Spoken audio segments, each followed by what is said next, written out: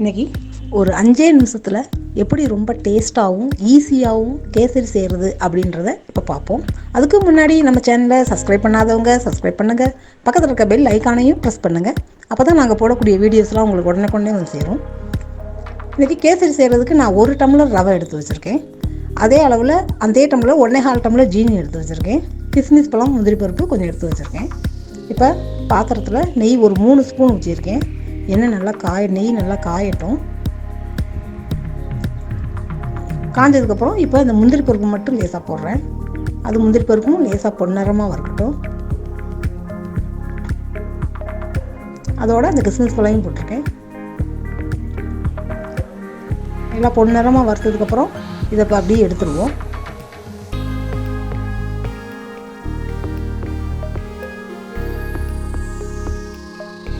அதே நெய்யில் இப்போ எடுத்து வச்ச ரவையும் போட்டு இப்போ நல்லா வறுத்துக்குவோம். அடுப்பை சிம்மிலே வச்சுக்கலாம். நல்லா வறுக்கையிலே ரொம்ப நல்லா வாசம் ரொம்ப நல்லாயிருக்கும். அப்படியே சிம்மிலே வச்சு நல்லா வறுத்துக்கணும். அதை பெரும்பாலும் நம்ம ஏதாவது விசேஷம்னா கேசரி தான் ஃபஸ்ட்டு செய்வோம் மெயினாக. அது இந்த கேசரி இந்த மாதிரி இப்படி செஞ்சு பாருங்கள். ரொம்ப ஈஸியாகவும் இருக்கும், ரொம்ப டேஸ்ட்டாகவும் இருக்கும். நல்லா அந்த அளவுக்கு பொன்னிறமாக வறுத்துக்கலாம். வறுத்த ரவையை ஒரு பாத்திரத்தில் மாற்றி வச்சுக்கலாம்.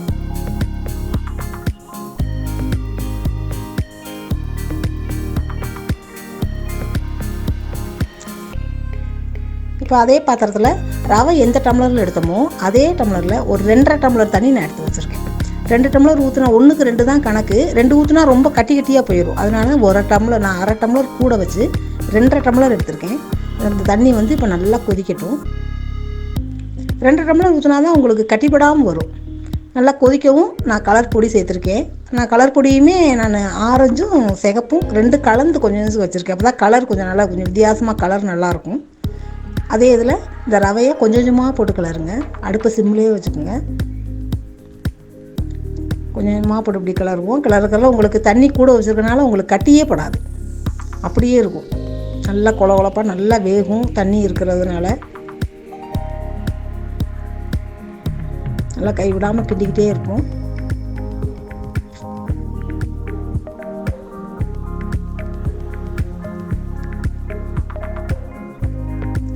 பாருங்க நல்லா வெந்து இந்த அளவுக்கு இப்போ ரவையுமே நல்லா வெந்துருச்சுட்டேன்.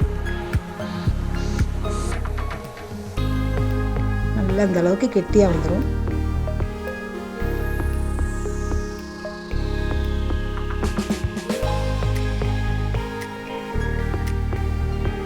இப்போ எடுத்து பார்த்தாலும் பாருங்கள் ரவை நல்லா வெந்திருக்கு. எந்த கெட்டியுமே வரல பாருங்கள். கட்டியாகவே வரல. இல்லாட்டி கட்டியாக போய் தண்ணி கம்மியாக வச்சா கட்டியாயிரும்.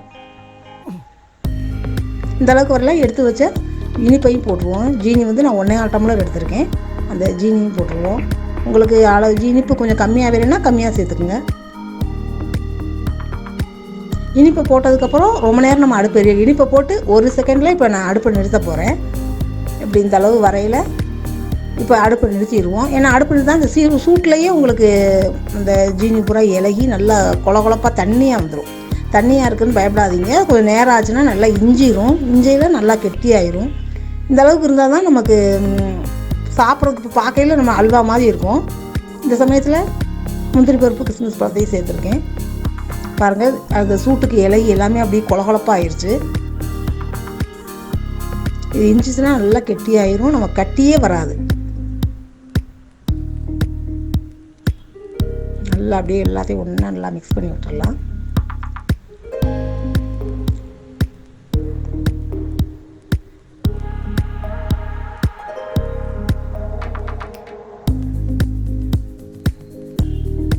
இதோட நான் ஒரு 1/4 ஸ்பூன் அளவு ரோஸ் எசன்ஸ் சேர்த்துருக்கேன். உங்களுக்கு ஏலக்காய் வேணும்னா அது போட்டுக்கோங்க. நான் ரோஸ் எசன்ஸ் சேர்த்துருக்கேன். அதோட 1 ஸ்பூன் நெய் விட்டுருக்கேன். நம்ம அடுப்பு நிறுத்திட்டு இந்த நெய் இதெல்லாம் சேர்க்கறதுனால நெய்யும் நமக்கு ரொம்ப தேவைப்படாது. எல்லாமே அப்படியே நெய் ஊற்றுன நெய்யெல்லாம் அப்படியே நல்லா மேலே வந்துடும்.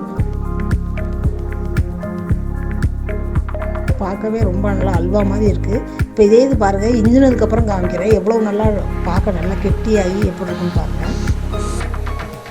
இந்த பதம் வரையில் இதை எடுத்து மாற்றி வச்சுருங்க. இப்போ ஒரு ஆறட்டும், ஒரு அரை மணி நேரம் ஆகட்டும்.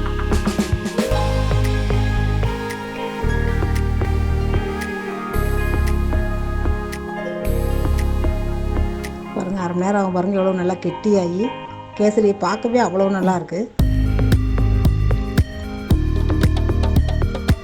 பாருங்கள், இதை கட் பண்ணி காமிக்கிறேன். பாருங்கள், எடுத்து பார்க்கவே அவ்வளோ டேஸ்ட்டாகவும் அவ்வளோ நல்லா கெட்டியாக ரொம்ப சாஃப்டாகவும் இருக்குது. ரொம்ப டேஸ்ட்டாக இருக்கும். ரொம்ப டேஸ்ட்டான இந்த கேசரியை நீங்களும் ட்ரை பண்ணி பாருங்கள். எப்படி இருக்குன்னு சொல்லுங்கள்.